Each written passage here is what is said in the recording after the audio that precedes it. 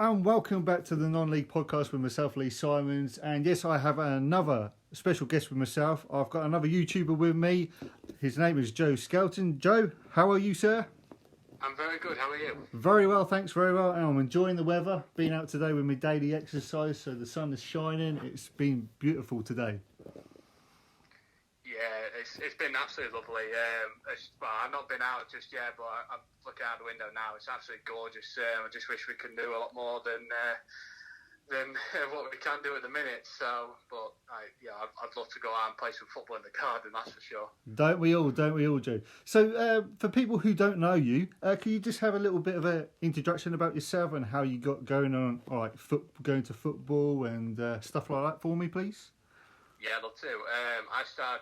I started playing football when I was about 4 or 5 years old. I started playing, just generally in the back garden with my dad, and we sort of moved into the park. And then when I got a bit older, I started playing Sunday League for the village, one village above me in Doncaster. And that's sort of where it really started. I remember there's pictures of me in a Liverpool top, but really the first sort of memories I had was going to Bellevue and watching my hometown club Doncaster Rovers. At that time it was the old Division 4, which would have been it's League 2 now. So that's where it really began. And then as I got older, it's sort of gone from just watching it with my friends and watching it with my dad and going actually to start YouTube and sort of giving it a crack. So I had the idea of doing it for about a year and a half, and then when I actually had the courage to start filming and actually put myself out there, I've realised I've actually fallen in love with the game a lot more than I did before. So it's like giving sort of a different perspective of actually seeing the game and actually analysing the game from and actually showing your opinion to a wider audience. And I quite like that myself because I want people to see my opinion and actually sort of argue that, and I kind of thrive on that a little bit more, really. Well, that's good to know, Joe, because when I started going to football, which was back in a long time ago, 1989 was my first game. That was my first game. I went down to Portman Road to watch Ipswich against Crystal Palace back in the old, I think it was the second division we were in.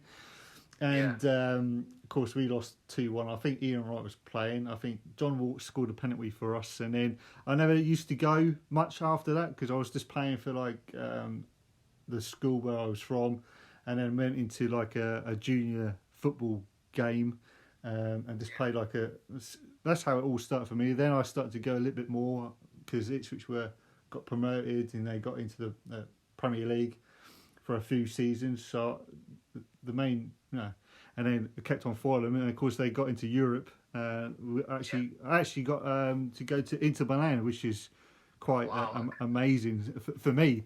It's just me and my friend. We went to Inter, so that was quite amazing to actually see us scoring as well, which was quite amazing. Even the Ronaldo, he was playing as well. He was warming up right next to us as well, which is quite good. And but we took amazing support. I think we had about 7,500 to 10,000 people there, all in the San Siro. Of course, I've been to San Siro a couple of years ago to watch AC Milan against Lazio. That was quite a good game to go and watch. But now I've kind of fallen in love with the non-league side, really. Yeah, I have as well.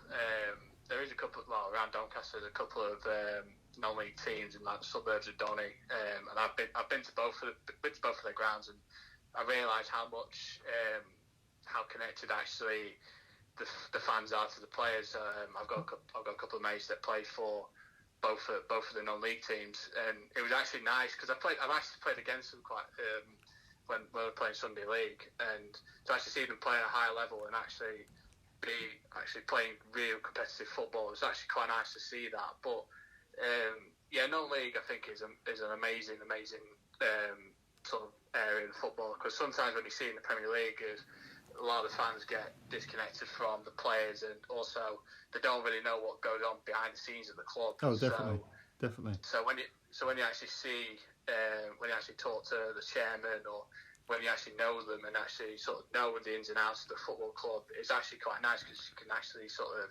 see what goes on and how well they're actually doing as a club and as a community, because you always love to see your club doing well, especially at your local club. Oh, definitely, yeah, definitely, especially down in this area, because we've got like a Premier Division where you have clubs like Stowmarket play, and we've got like Norwich United, of course, Thetford, where I am from. You've got Newmarket, so you've got like a surrounding area which is all about an hour away from each other. So it's quite good. If you wanted to go away to most of these grounds, you've got an hour, and you'd be back at, well, say like, 6 o'clock, 7 o'clock PM. But if you say like if you're going into like the League One or Premier League, you're like travelling from here all the way up to Newcastle. It's going to be 14 hours or something. It's coming all the way back. Yeah, where I am at the minute, I'm living in Liverpool at the minute, and there's so many non-league teams around. I mean, you've got your Giants, of course, your Liverpool and your Everton, and you've got Tranmere, who's not far away. But when you've got loads of little teams around, so you've got your two, like Runcorn Town, Runcorn Linnets, Marine, you've got Southport, which is a bit up the road, you've got Lower Breck, which is in the suburb of Anfield. There's so many options you can go to. Definitely. It's incredible. I mean, if you can't get to Tranmere or Liverpool, there's certainly better options you can go to. And also, like, I think what you've seen, of what I've seen sort of the last sort of few years, is a big shift from fans who have preferably gone to see Liverpool and Everton and getting really annoyed at the owners and being disconnected from the club, going to support someone like Lower Breck or City of Liverpool or Marine, because they feel a lot more connected towards the club. It's probably only maybe a 5-minute, 10-minute walk from their house. So it's certainly a better option than the Premier League at the minute for me. Oh, definitely, because where I am, the ground for Thetford is only like 5 minutes away, so you can easily walk down there. If you feel really lazy, get in the car, and it's only 2 minutes. But you see the same fans all the time. You can talk to the players, which I have been doing for the last couple of years, because I've only been going since 2017. Really, we had a friendly a few years ago against Norwich City, like an 11 side. Where Brian Gunn was the manager, so I went to that game, and it was quite a good crowd. There was over 1,000 people. But then I didn't actually go again until 2017, where we had like teams like Histon, Cotteshall, Felixstowe, Walton. They were in the league as well, so they were pretty good sides. And actually, we beat Cotteshall 3-2.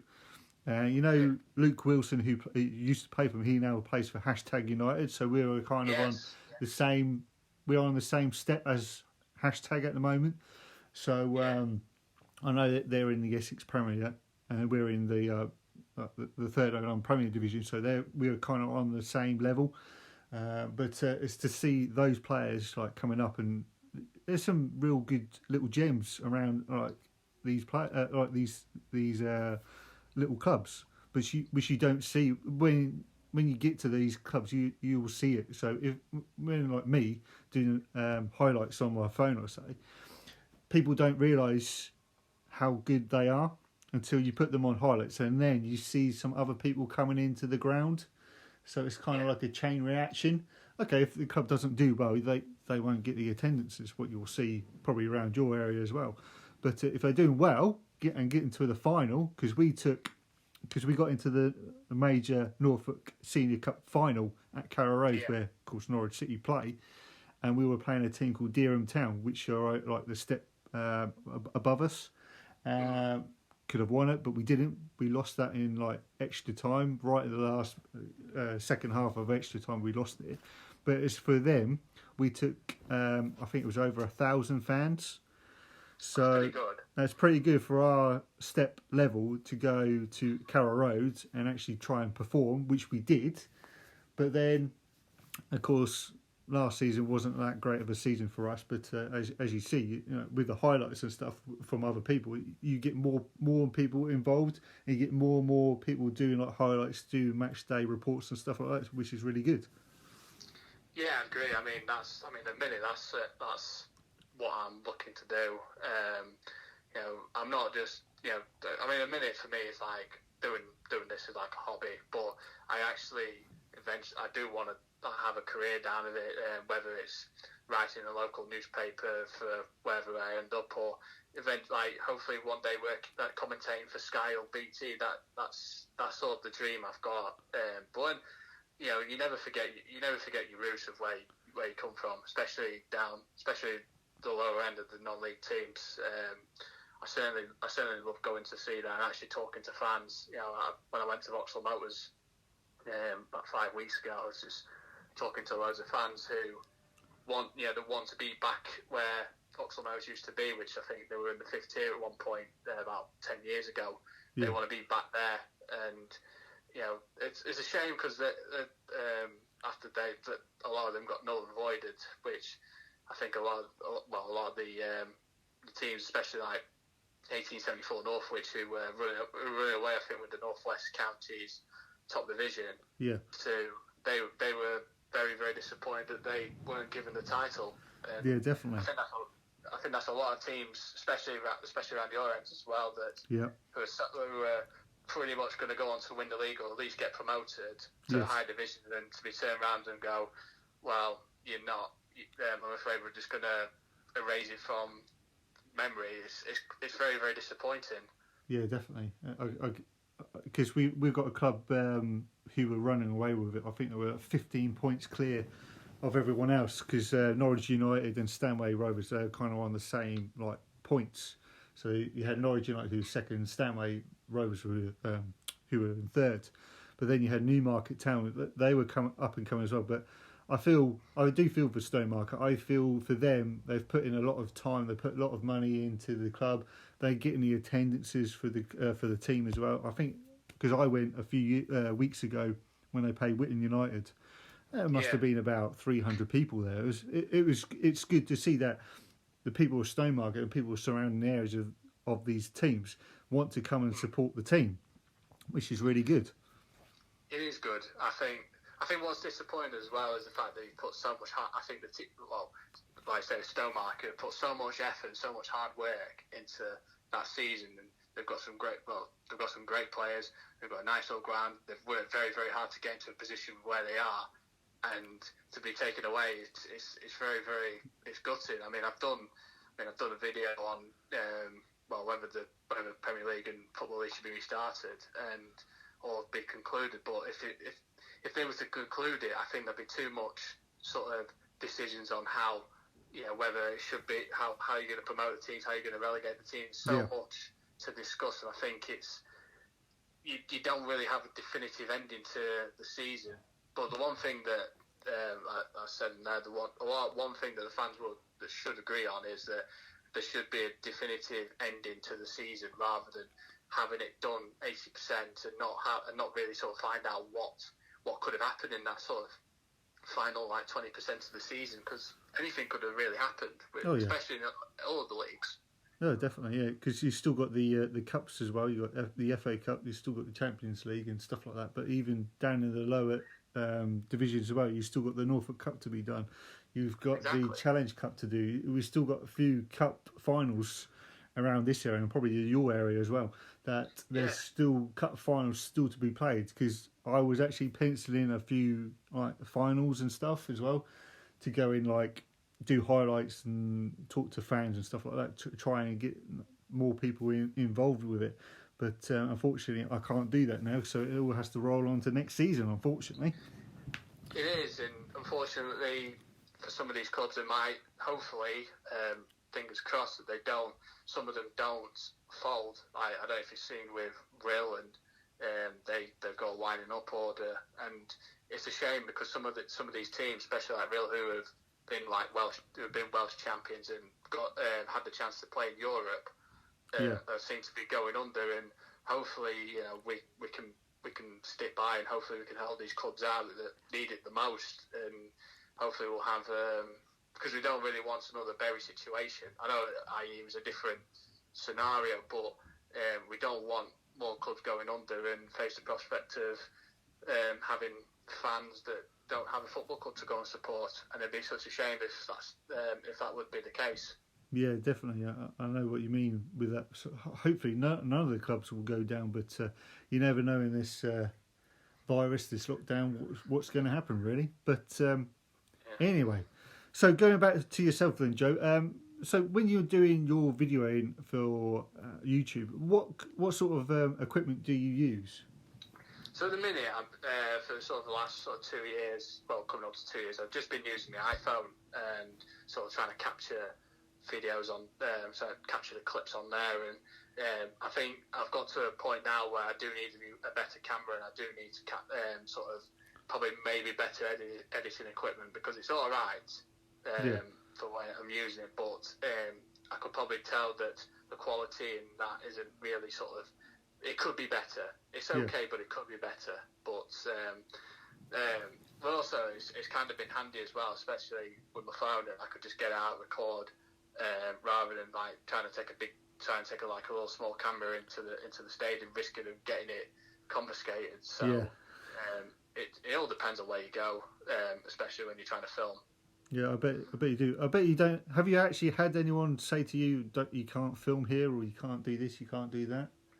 Yeah, I had there was a story. So when I first started, it would have only been a couple of weeks or a few weeks into starting the channel. I was going to watch Chesterfield against Gateshead. I've got a mate of mine who's a massive Gateshead fan. Yeah. And we were there, and Chesterfield only recently just come down from the Football League. So a lot of the students had been primed to go, look, you can't record because it's copyright. But they very early on, I could see how they caught my eye that they were watching me film some of the clips. So when it got down to half time, and they pulled me to one side, and they decided to talk to me and go, look, I hope you're not filming the entire game. So I had to physically show to the stewards that I'm not fully filming the game, and I'm only showing clips, and then I'm talking after that. So it'd only be like 5-10 seconds, and then it's straight back to me. So I had to prove it to like the stewards and the head steward that I'm not illegally filming. But it is difficult, because especially when you go to the Football League and you're trying to capture some of the moments, and you're trying to not film too much of the game. It's kind of bad, because there's probably moments where you actually miss, and it's like the moment's gone then, and you're actually missing some great sort of content. But I always try and sort of try and stick to the rule, try not to film. But sometimes the urge is always there. Of course it is. It's always there, isn't it? But when I'm like filming like the Thetford games or whoever else I'm going to go to see, no one's actually said to me, you can't do this, you can't do that. Maybe it's because we're kind of like in the step 7, I think it's step 8 tier of the Football League, but people want to see it. I even have players come up to me or even message me on Twitter, social media. They say, oh, did you record my goal? I went, yeah. Oh, can I have my footage? Yeah, sure, here you go. So I gave this guy his footage, and it's been pinned to his wall ever since. Like, this has been like 2 years ago, and it's still there. That's got over 5,000 views on this 10-second clip. So it's like, okay. But the reason how I got into filming is back in the non-league side, it was actually the brother-in-law who was actually filming a penalty for our team. Of course, we scored a goal, the penalty, and he actually got 2,000 views on that penalty. So I decided to myself, why not try it myself? So then I got this wonder stroke from one of the Thetford players, of course, the pin one. As I say, between 4,000 to 5,000 views on that 10-second clip. And it started from there. So then I kept on toying with the situation about going to either do live stream highlights or do record the whole game and then just edit it afterwards.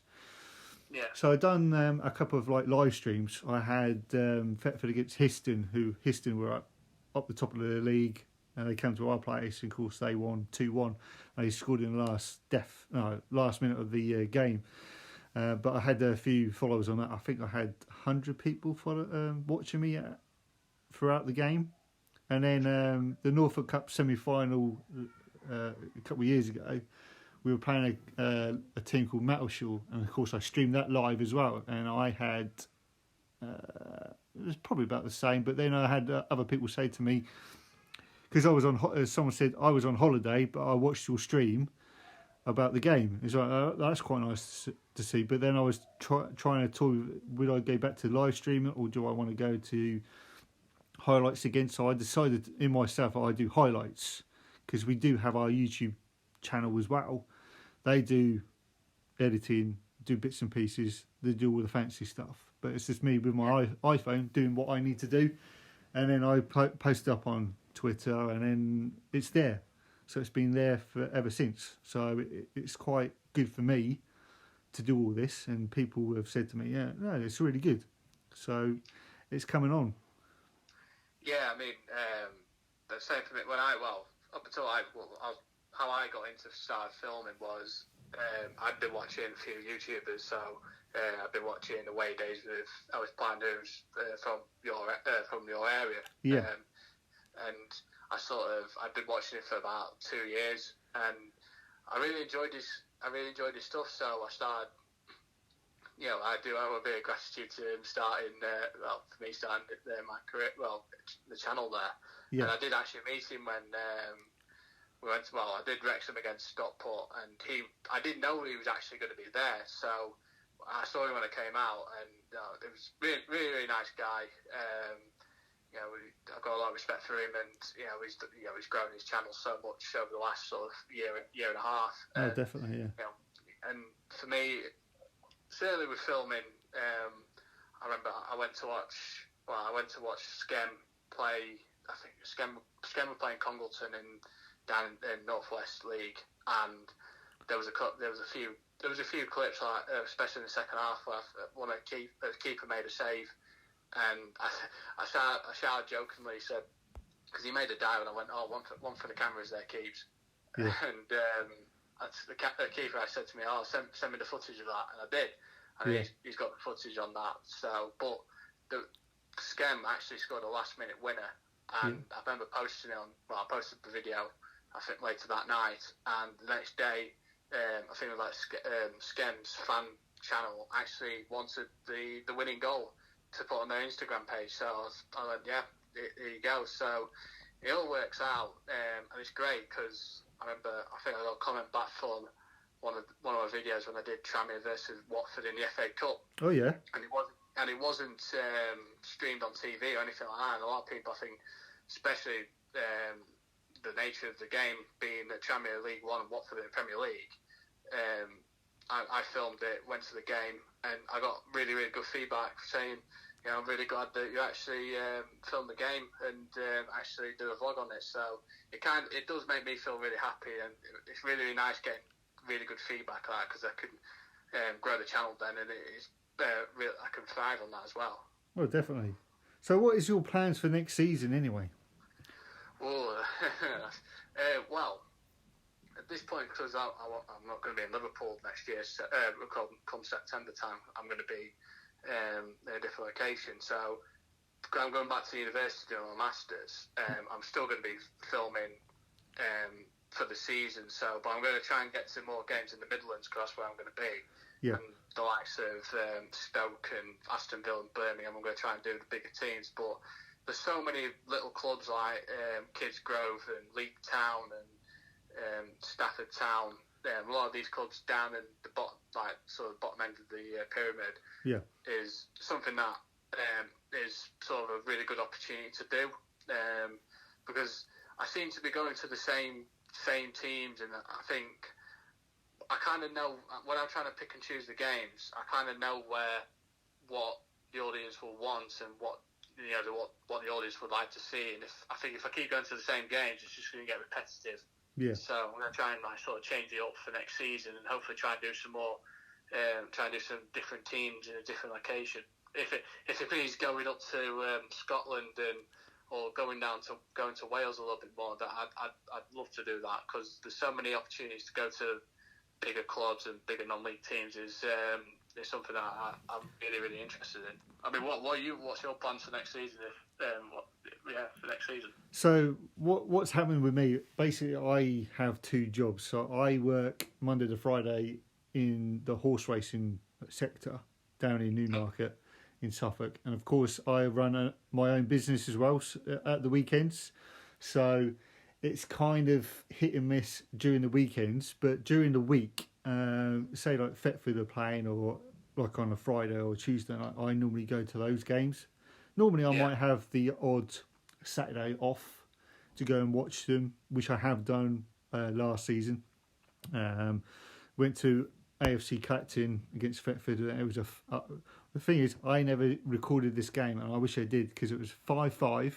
We had a man sent off as well. Had basically everything, literally, and I am quite gutted that I kind of not recorded it. So, but then after that, I said to myself, right, I'm going to record every single game I go to, like doing non-league. So I went to like Wroxham against Dereham Town in the semi-final of the Norfolk Cup. Had 5 goals there. So it's 4-1 to Dereham. And of course, there was a worldy goal from their Dereham's number 11. Actually recorded that and I put it up on social media as well. That got over 3,000 to 4,000 views as well on that. I think they got over 20 likes, I think. Probably about another 15 retweets or something crazy like that. And then, of course, I went to Stowmarket Town versus Whitton United, and I have to say, Whitton United played their socks off. They were damn good, and of course they scored a worldy goal as well. So that's another rocket goal which I caught on camera. That got over 3,000 views as well. So, and then I kept on do that. So when I record something, if it's good, like a goal, like a worldy goal, I'll put all the goals up anyway. But if I see like a good bit of play of skill, I might put it on as well. So bits and pieces like that. But for me, for next season, hopefully, I'm going to carry on with these podcasts as well, which I've been doing throughout the lockdown, which is getting quite a good reviews, good feedback for myself, which is good. I'm hoping to do a season review with someone who works at Thetford, going through like month to month with all the games and stuff like that. So hopefully that will take off, and hopefully I did get offered a couple of teams as well throughout Suffolk as well, a couple of non-league teams which are near me, but unfortunately I can't commit to doing them full time because of work commitments and stuff. But hopefully I can go back to those teams as well and go and support them, and doing some footage for like the team managers and players as well alike, but because they really enjoyed it as well, which is nice to see. So hopefully do these, get on board with some other bits and pieces, and hopefully it might take off in the future. Really. Yeah, I mean, I've been watching the podcast, and it's been great actually. I've really enjoyed it because I seem to be watching the same stuff over and over again for the last since the lockdown's been happening. Yeah. And just to have just for something a little bit different, and actually talking about and hearing you and talking about how passionate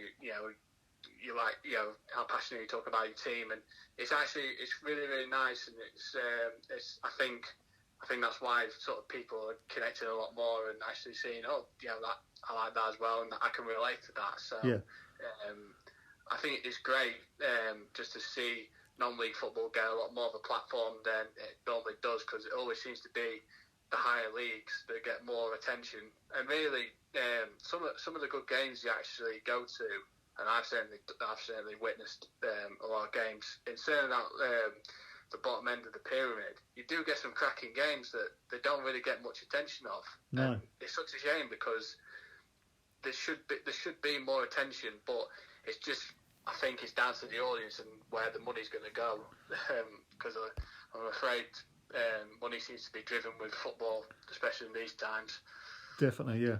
I see where you're going with that. It's like, because we've got a club up the road who are actually battling to go into the National League. Unfortunately, now the National League has now cancelled all their remaining fixtures, and called King's Lynn Town. And with a playoff final, what they had, their major playoff final up. I think that they were up north, and they actually got through to the final and actually won the final, and they actually went into the National League North, I think it was, and yes. they were second in the league, 4 points off York City. And of course, today, of all days, they've actually cancelled the whole season, which is disappointing for them. But hopefully, they may get promotion. I don't know. It may be void. I have no idea. But those sort of games, I think they need to be filmed more.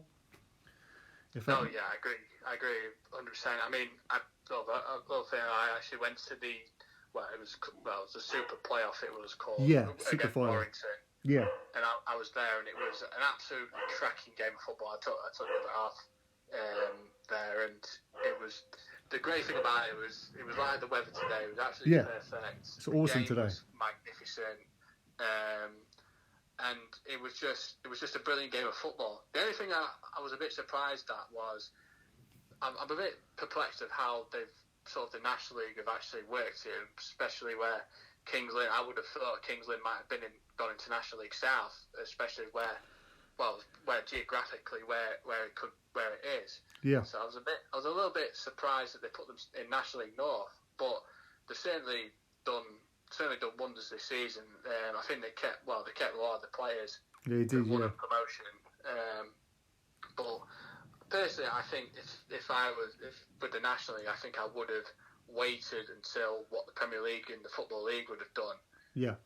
Before making a decision, because now you look at that and you think, when you look at bottom end of League Two with Stevenage and Morecambe and Macclesfield, it's how do you going to discuss that? Do one goes down or does two come up? It's a really, really weird situation what they've done. I would have waited if it would have been me. Yeah, personally, that's what I would have done as well. Wait for the big boys to say, right, this is what's going to happen. Do we cancel the whole season from now, or just make it the whole thing void, like down in the end of the pyramid, where we are at the moment with our teams down here, because that's all been cancelled. They've got to start again, but some of the teams are in good positions, which is good. So they've got the managers in place. They're thinking about bringing in players as well. Some of the teams are good in financial as well. So yeah, why not just start it all again? But so no one gets promotion, no one gets any playoffs, no one gets relegated. They just start from day one again. Yeah, I do agree with that to some extent. My only I look at the other side and think, if your team was in that situation, I think they'd be a little bit disappointed. But unfortunately, you can't please everybody when you make a decision. Some people are going to benefit from it, some people are not. Yeah. Unfortunately, I think they should have waited and looked at both sides and gone, right, we should make a decision what's best. Exactly. What's best for in that situation. And like I say, some people are going to like it, some people are not. But generally, like I say, you can't please everybody when it comes to making decisions about football. Yeah, definitely. But there you go, Joe. What can you do? It's football. But hopefully, I'm hoping it's going to be back for August, so I can start filming with pre-season and going to watch Thetford and whoever else, and go from there. Really. Yeah, I'll be. I don't know where I'm going to be. I might even look to try and do York, because I think York are sort of moving into their new ground, I think, this summer. So I'd love to go and see their new ground if it's finished. Yeah, definitely, yeah. But there's so many good options. I might go for Doncaster Rovers. I try and do Doncaster Rovers as much as I can, depending on where I am in the country. Yeah. But if it's too far, then I'm always gutted that I can't seem to go. But when I try and do, it's always quite special to me, because I get to go and watch them play. It does make me happy. So, Joe, how many subscribers have you got on your YouTube channel at the moment? At the minute, I've got 497. Oh, so close to that 500 mark. So close. So close, yes. So close. But hopefully you'll get a few more followers out of this podcast. Joe, thank you very much for joining me on this podcast. Thank you so much. Thank you for having me on.